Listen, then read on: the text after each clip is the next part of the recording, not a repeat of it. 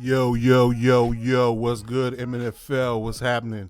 It's your Commissioner MDC here, back at it again with another rookie premiere video for y'all. We are now in season 5 of the MNFL. Things are good, things are moving, things are great. League wise, everything's moving, man. Appreciate everybody's support and everybody's dedication up to this point. We at the more than halfway point of the Madden cycle. We are in season 5, as I alluded to, and we are typically pushing around 7 seasons, 8 if we're lucky. Now, with the advent of this new schedule with EA is on, we typically do 7 seasons because the game used to come out into August, early September. Now it's pushed up to early August, so that's cutting in a month of time for our CFM. So, we still get started around football season time because we don't like to start right off as soon as the game comes out because, as everybody knows, there's a lot of bugs. So we typically try to keep it around, start of the NFL season time frame where the final 53-man roster is finalized, all trades and ad drops and things of that nature have been done, so we can have to do a lot of guesswork and moving and shaking with the roster once they come out for the 53-man roster, because you're dealing with practice squad and people might even not even make the team that you're dealing with. Just a lot of drama that we don't like to deal with. So so we typically cut down about 7. It's about 7 seasons now, but it's still good business. And I appreciate everybody's support and dedication up to this point, man. 32-man league's been moving strong. We just want to keep that energy going, and I appreciate y'all, man. We're going to get into this real quick, man. I'm going to take a moment here to address a few things. I know we are in a crazy time right now. The world is is on hold. It's definitely unprecedented event in my life. We've lived through 9/11 and all kind of wars and terror threats and things of that nature. But nothing that's ever directly threaten your health. To the point where you don't see it coming. Sometimes it could be something you just do your normal day-to-day thing, and next thing you're sick, and that's very disheartening. It's very scary. And I hope that everybody that's listening to my voice is definitely taking care of themselves, take care of your family. That is the most important thing at this point. I know I personally wouldn't know what to do if myself or anybody in my immediate family got drew ill because of this virus, and I just couldn't handle it. Honestly, man, it's something that that's really taking people out, and people in the medical field are just really scrambling trying to figure out why. So please, please, please do your best to take care of yourself, take care of your family, stay safe, stay disinfected, stay keep everything as clean as you can possibly keep it, to the point where it's not going to affect you directly. I know certain areas are more heavy saturated than others, but you never know. It's pretty much everywhere at this point in certain cases, and you never know. You don't want to come knocking on your door. So, like I said, man, please take care of yourself, and please, please, please stay safe. With that being said, man, I thank everybody that's listening here and would indulge me in that moment that I wanted to give for people that are hurting right now or could potentially be affected by this. And we hope that it gets better and it doesn't get worse at this point, but it starts with us, and we got to do the work, and we can't take things for granted because in the blink of an eye it could be gone. So with that being said, man, I hope everybody's doing well up to this point and stay that way. So we're going to get back into this rookie premiere. Something we're trying to do annually. We try to overview the rookies that we drafted in the first round. Give them it's about halfway to a little bit, maybe 65% of the season done, and see how they're progressing in their season so far. Who's doing what their development is at this point, what their stats look like, and then if they happen to maybe if they're playing a lot, get a development upgrade up to this point, and see if they move from normal to star or star to superstar and things of that nature. So without further ado, a few housekeeping notes though. I just want to give a quick shout out to the league. With this pandemic going on, we have had some record numbers as far as advances is concerned. Everybody's pretty much home, with the exception of a few essential people.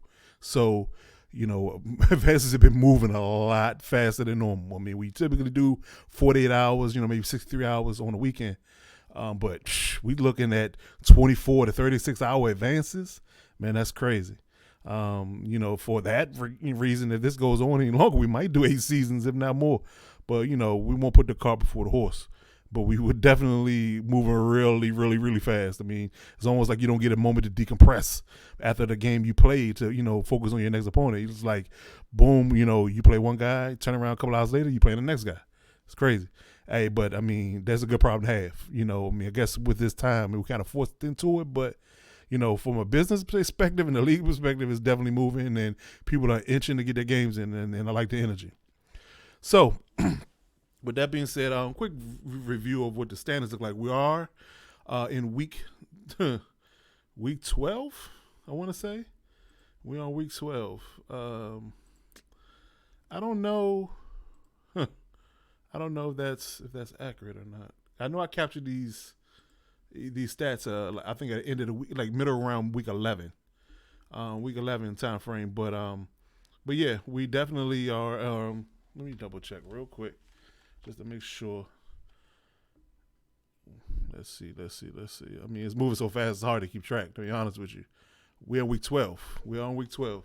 At the end of week 12, we got 2 games left. So, so when those games get played, we'll be moving on again. But yeah, I mean, let's get into it real quick, man. We did have a very interesting draft. This draft was, I guess you can say a little bit different than the drafts we had last season. Of course, that and that's gonna happen because the draft, I guess it get heavy in one position or another. I think D-line, if I'm not mistaken, let's look back at it real quick.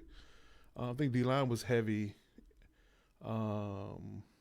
Actually, no, it was secondary, and wide receivers, linebackers. Yeah, it was position heavy. So this one was 2 drafts ago that was D-line heavy. I remember it now. So this draft was more focused on the D-line. Except with the first couple of picks, you got a halfback in there, a couple of linebackers, wide receivers, but yeah, actually it's pretty spread out. People drafted, I guess the best available at that position. If you had one top guy at each position, they drafted that one guy based upon their need. So rounding off the top pick with the Cardinals. Cardinals had a little bit of a rough season the previous season. They were trying to get their team together. I think after they traded Kyler Murray. So Kyler Murray is now in Tennessee, throwing the ball to Hollywood Brown, ironically. Who would have pictured that? But who is actually also leading the league in receiving, but, we'll get into that later. So we know that the Cardinals are a passer type of team. They got Isabella out there and Kirk. And those guys, some fast guys out there. So with the first pick, he drafted Denard Mim. Denard Mim was the number 1 overall receiver in the draft. He was star development out the gate. He is above 95 speed, and it's weird because I believe there's a guy with a similar name in the real NFL draft coming up that's going to likely get drafted. I don't know if he drafted because it's so heavy in the draft receiver wise. I don't think he's going to get drafted high, but it's a name that it's not. Maybe it's Min, not Mim, but yeah, that name is very, very close to the real one in real life. But regardless, he's definitely a star. Now, I'm very curious to know what's the situation in Arizona, because Denard, although he's super talented, isn't getting the ball. I mean, I guess maybe just not enough to go around, because you got Isabella, you got Kirk, you got Butler, and Mim was technically the 4th guy, but Mim has 96 speed. 96 acceleration and 91 agility at 5'11". So I'm thinking to myself, star development rookie, he got Isabella, the abilities and the X factor that he has at 5'9". And I would think he would do the same with Mim, but he hasn't done it yet. So, because this guy only has 1 catch for 9 yards at this point, so I guess it's just not enough football to go around in Arizona, but hey man, I hope Denard gets in the game soon and start catching them some passes. All right, so moving on, the second overall pick was the Lions. Lions were on, I guess you can say, a little bit of auto because of his job for the past season. So he was picking high. And he didn't play a whole lot of games last year, so he went quarterback. I think he traded away his starter for draft conversational picks. I'm not sure exactly what the trade was. I can't remember. But he drafted Colby Retnick, quarterback, start development, and he walked in the door and became the starter. And Kobe has, to this point, has almost 2,800 yards passing and 29 touchdowns in 11 games. That's crazy. So what's going on in Detroit? Did they turn this thing around in one season practically after, we didn't call it taking because he was out, a commission because of his job. He really couldn't play. But he's back at it now, and I think he only lost one game. So whatever they're doing in Detroit, it must be working with a rookie quarterback. So he's getting it done. So shouts out to him. And I've said this before, and I'll say it again. It's always a situation when you have a quarterback that's a rookie. If he's starting and he's playing and he's putting up numbers, you can forget having offensive rookie of the year come to you if you're a position player. You just forget it. Now, I can see two quarterbacks going head to head, and whoever has better stats. But a quarterback versus a receiver or a running back, running back maybe if he gets, he has to lead the league in rushing, touchdowns, all that. He has to rival the passing numbers of a quarterback. And it's kind of hard when the quarterback has the ball in his hands every freaking play. So, I would say right now, bold prediction that Kobe's going to win Rookie of the Year. That's just what it is. I mean, it is what it is. But, we'll see at the end of the season. Maybe we'll try to do a recap. But Kobe's looking good. All right, so the Giants had the third pick. The Giants went defensive line at the right end. And it looks, I guess they're keeping a trend here. Star development players in the first three picks because all three people have been star. Roosevelt Harris is a right end. He has 8 tackles, 4 sacks, and a forced fumble at this point, so he definitely plays. He definitely plays for the Giants. Giants are struggling a little bit. Been hard to kind of get their stride this Madden. But they're 2-9 at this point. But despite all that, Roosevelt's having a decent season. We probably have to dive into who else is in the NFC regarding the people who are vying for Rookie of the Year. But, it's decent stats. If somebody else has better stats, which I'm looking at right now, that's probably the Cowboys guy. But for now, Roosevelt's doing pretty good. He could, if he finishes in this, I think the chart says if he finishes in the top 3 in his class, he may get a boost. But who knows? It's EA, so I can't predict anything. I'm not going to write that check in because I ain't gonna be able to cash it probably. But regardless, Roosevelt's doing pretty good. He started development. He hasn't gotten an upgrade to this point, but he's doing pretty good out there. He definitely plays. I'm not sure he even starts, but he definitely plays enough to have pretty decent numbers from a right end position. Next up is the Bucks. The Bucks also went D-line. Guy by the name of Matthew O'Neal. Right end. He was normal development, although I think that was the first one normal development that went. There were actually a rash of pretty normal guys in this draft. They were good stat-wise. They just didn't have the development trait.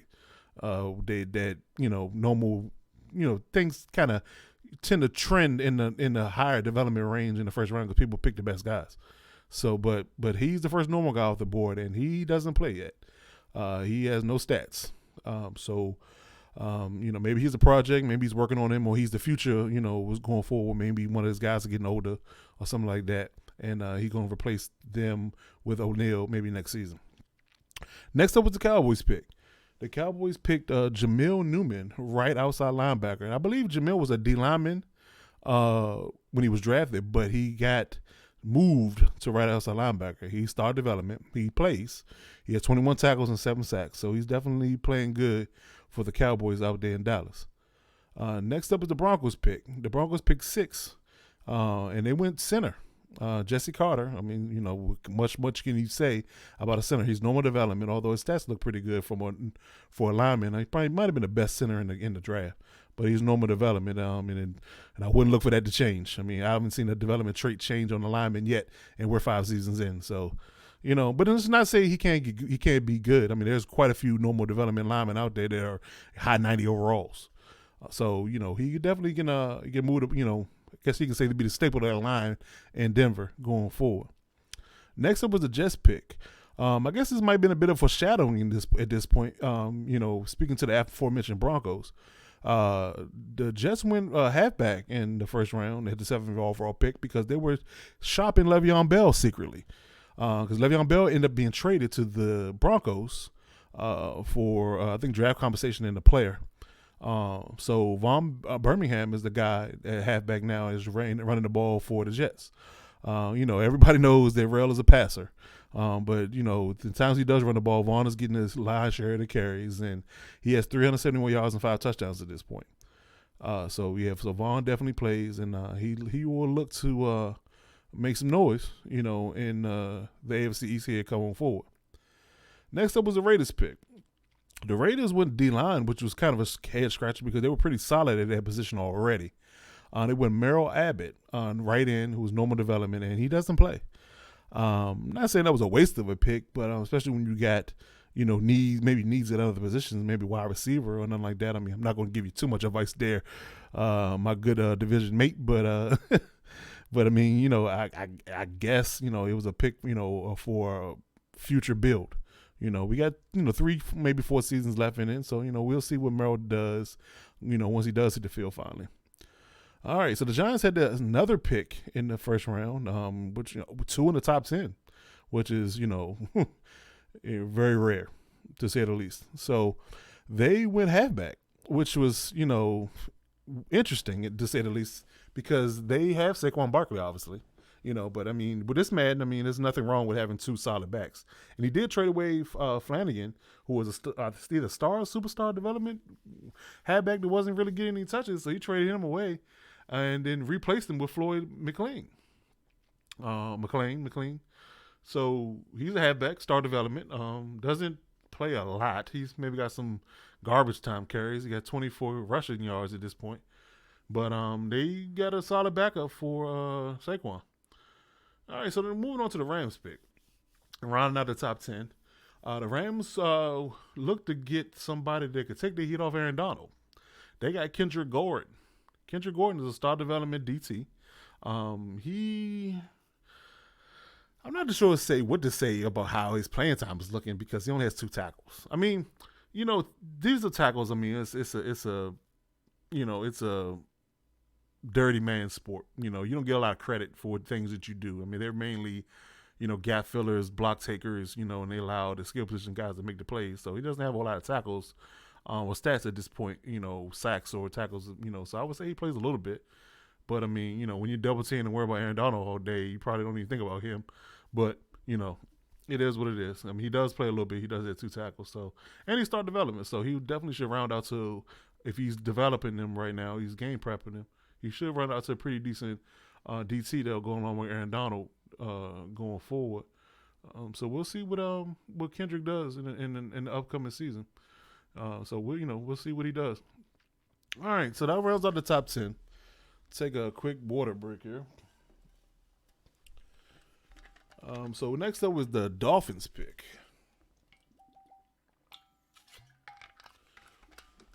The Dolphins, ironically, we pretty much thought they were set with Kenyon Drake as their running back, but they went running back as well.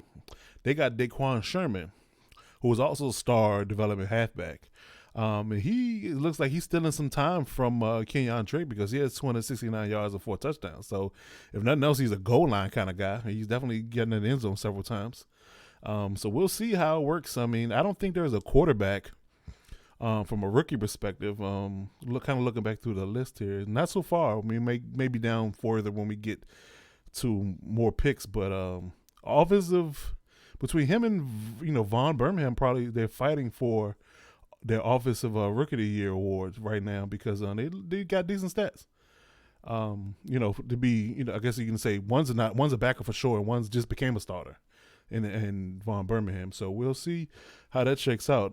But they definitely putting up some numbers and definitely playing up to this point. So next up is the Packers pick. The Packers went D-line yet again. I think either 1 or 2 drafts ago, they went D-line heavy. I think they got Alex Booker. And what is that, the guy from the Lions? I think Alex Booker's from the Lions. But they got a pretty solid D-line over there already in Green Bay.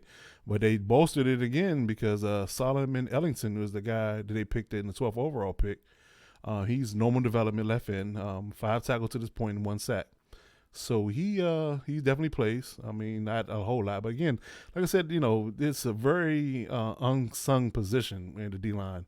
Linebackers and DBs get all the credit and get all the stats, but they do all the dirty work. To allow them guys to do that. So he's got a few stats, and he still has about 4 or 5 games to go. To put up some numbers before the season ends. So we'll see how it works.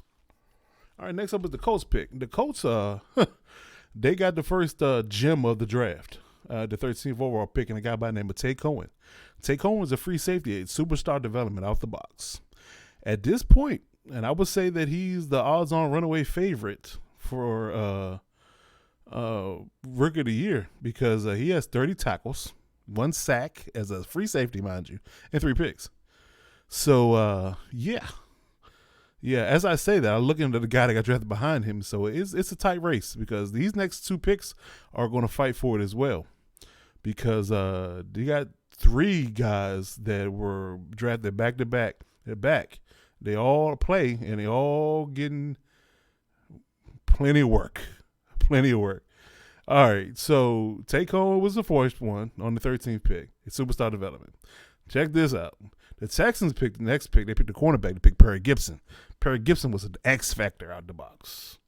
He has 23 tackles, a forced fumble as a corner, and 2 picks. That's crazy. How do you force a fumble outside of being somebody like Jalen Ramsey who has pretty sneaky enough? He has pretty decent hit power for a cornerback. But Perry has a forced fumble as a cornerback, as X factor cornerback. That's crazy.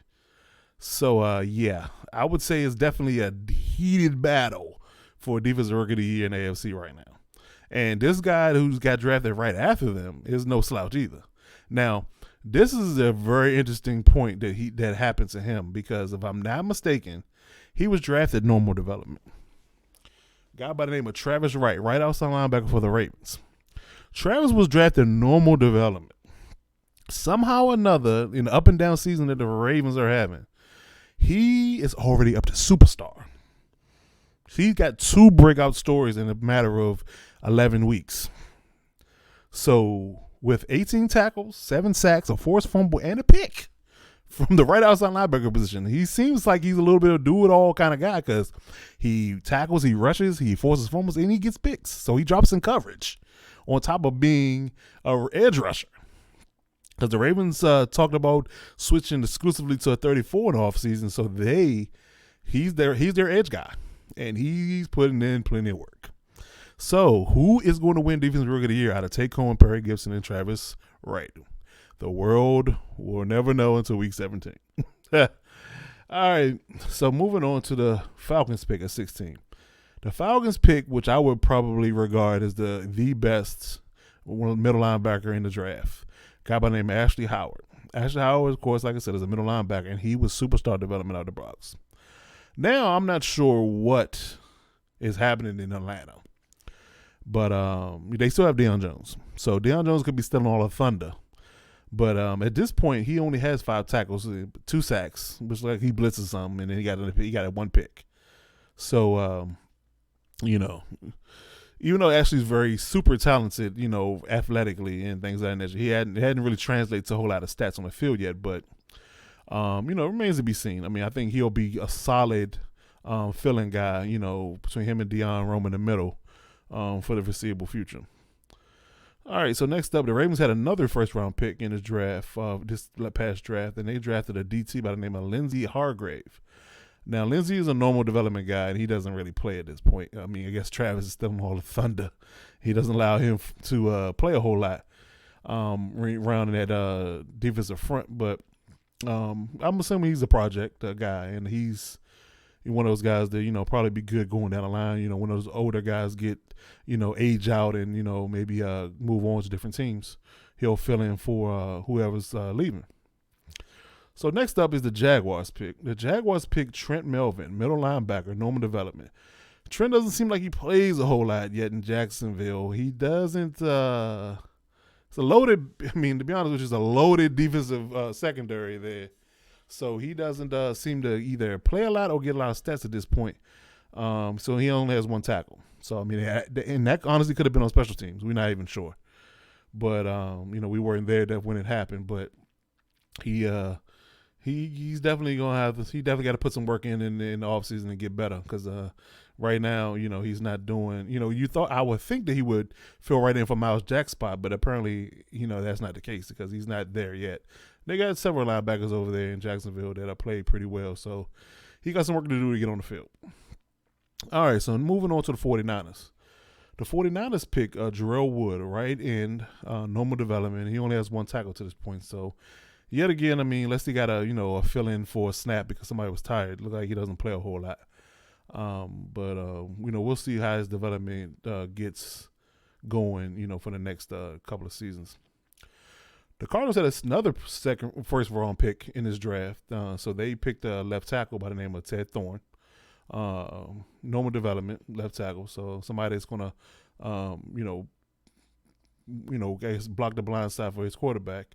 And hopefully he can get Denard Mim the ball or something. I'm just selfish plug, Just throw Denard the ball a little bit. He's just too good. Or trade him to me, whatever you want to do. But Denard's too good to be sitting on the bench and not getting the ball. Whatever. All right, so that rounds out the top. I guess you say 19 or 20. We're 20. Actually, I skipped no, I didn't. So we had to. Yeah, I did skip the Cowboys pick. The Cowboys actually picked 20, and they picked Nathan Styles, D tackle. He has 6 tackles to this point. He's normal development. So he has he plays a little bit in the middle of that defense. They traded away DeMarcus Lawrence in the offseason. So I think between him and Jamel Newman, they're the fill-ins for that D line that's playing pretty well out there in Dallas. So we'll see, down the line how Nathan develops. But like I said, up to this point, he only has 6 tackles. But again, a lot of dirty work, not a whole lot of glory. All right, take a quick break. So guys, we get through this content. But yeah, like I said, there's a lot of normal development guys out there. So, I really wasn't expecting a whole lot of that when it came to these draft picks. But, it means, especially skill position, it doesn't necessarily mean that they're going to stay there. Look at Travis Wright. He's already up to superstar. It doesn't matter what they're doing on the field at that particular time and how well you putting in the positions to win.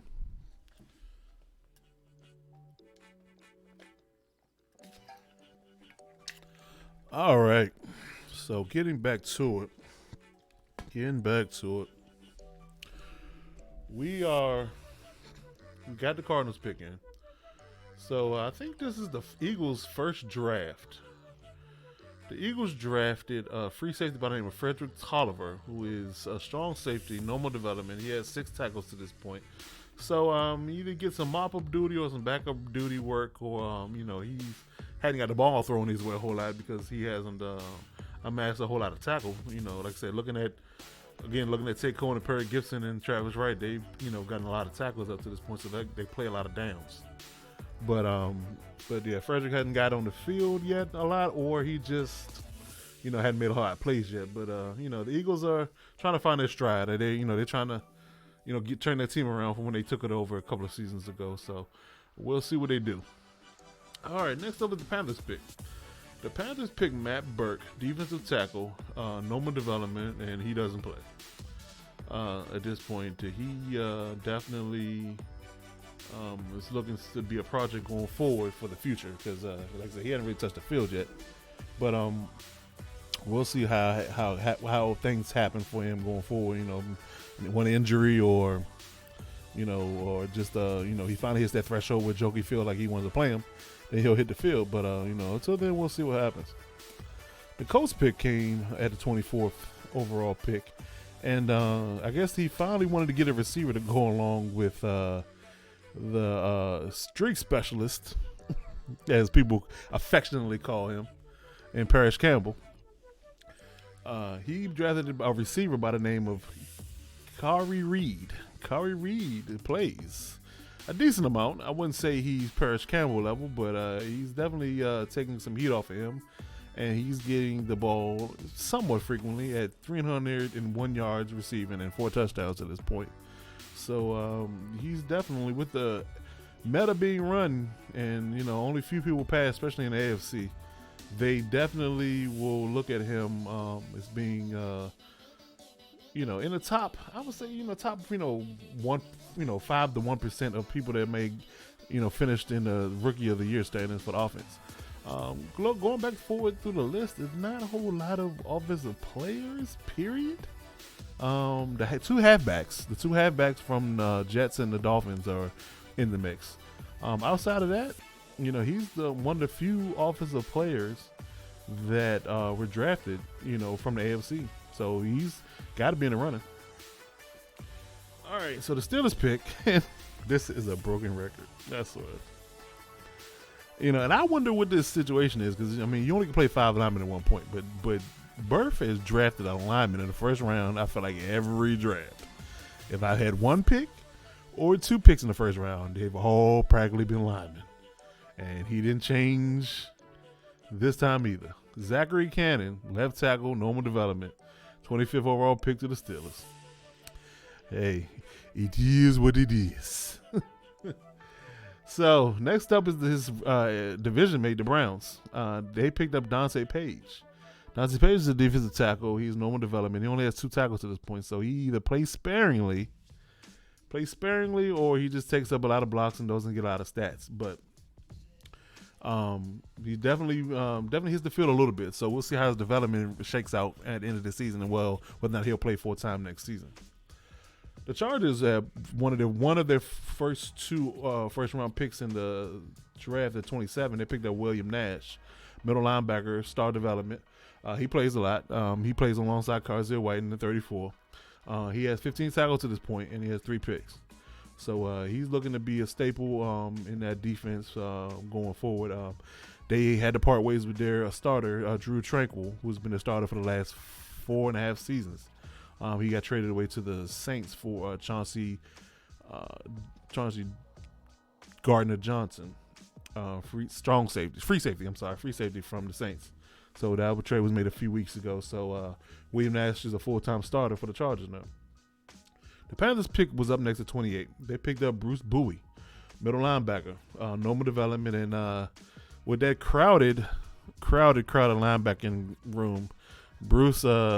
Yeah, he doesn't play. Not even on special teams at this point. At least hasn't gotten a stat because he hasn't recorded a tackle or anything like that up to this point. But, hey, I guess you got to wait till Luke retires to get some playing time because Shaq is even younger than him.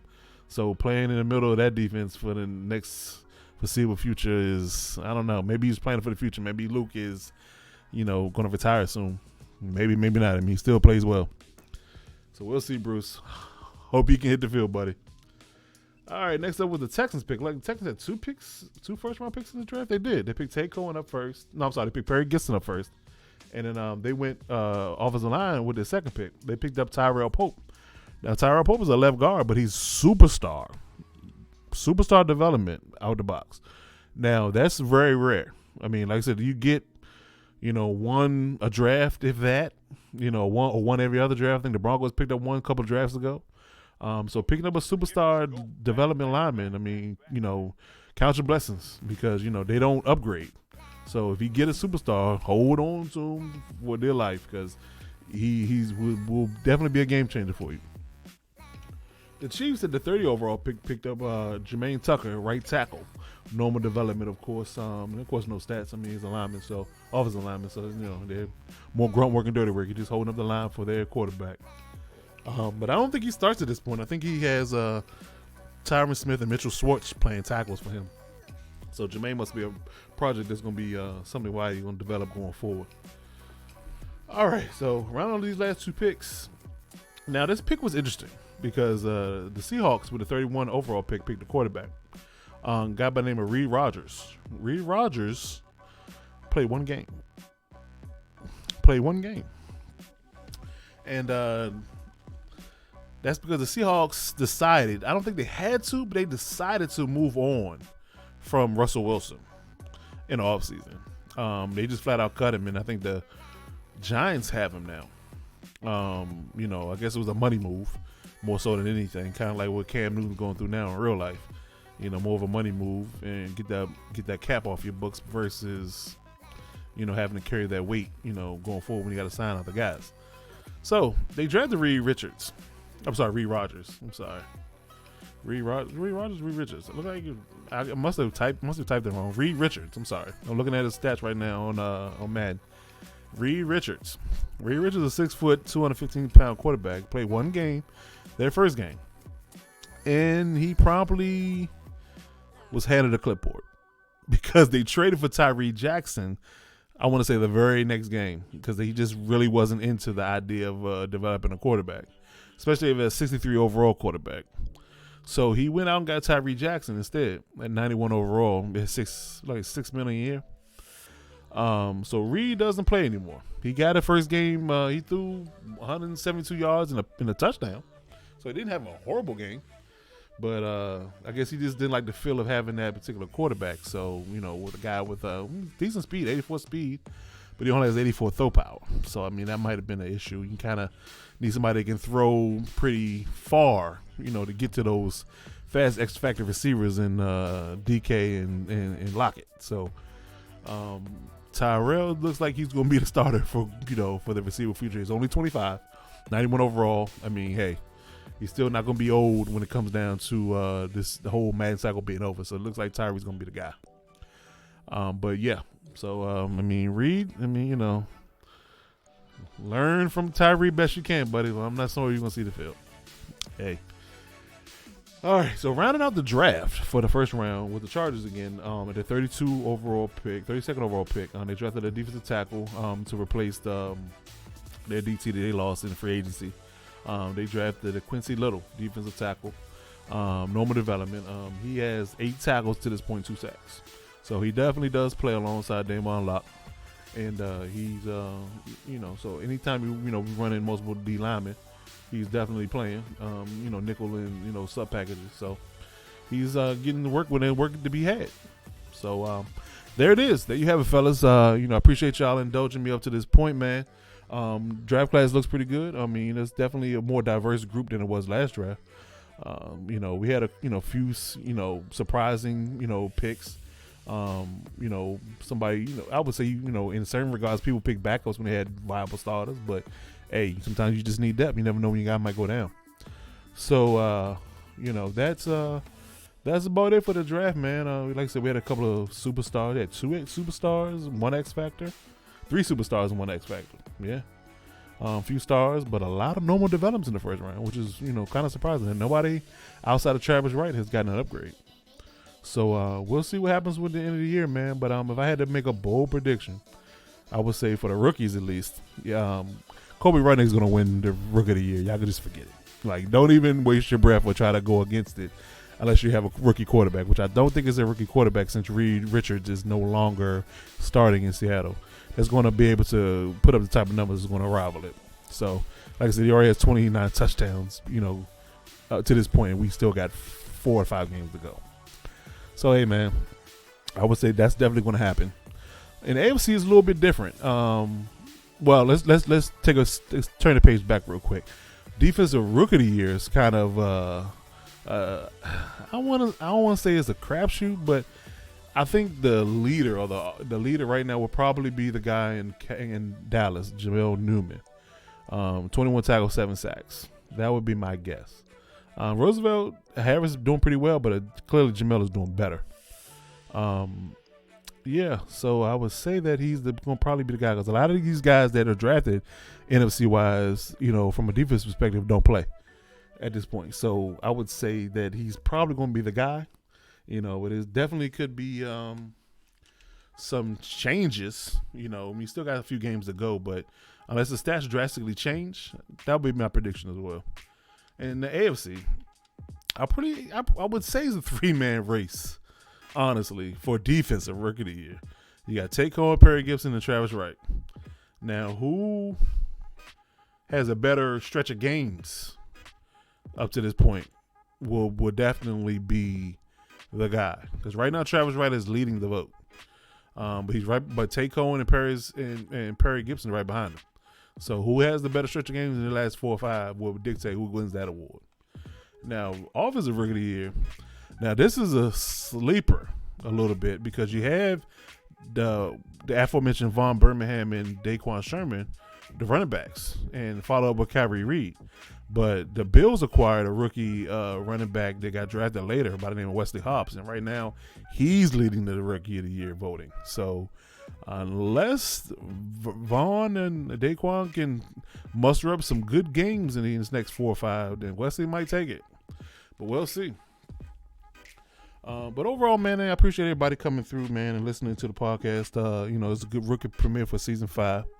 And, we're doing pretty well. I think we have 2 games left for this advance. So likely they'll get played in the next 24 hours, most likely. So we'll be in week 13. At this rate, we'll probably be looking at the playoffs in the next week and a half at the most. So, buckle down, get ready. If you're on a bubble, get right. If you're not on a bubble, don't start losing now. Because, seeding matters. Seeding matters, and who you play and don't play might make the difference in your playoff run and your playoff exit. But appreciate everybody coming through, listening to my voice, and indulging me for this rookie premiere. As always, man, stay safe, stay blessed, and stay healthy. All right, man. Till next time. Peace.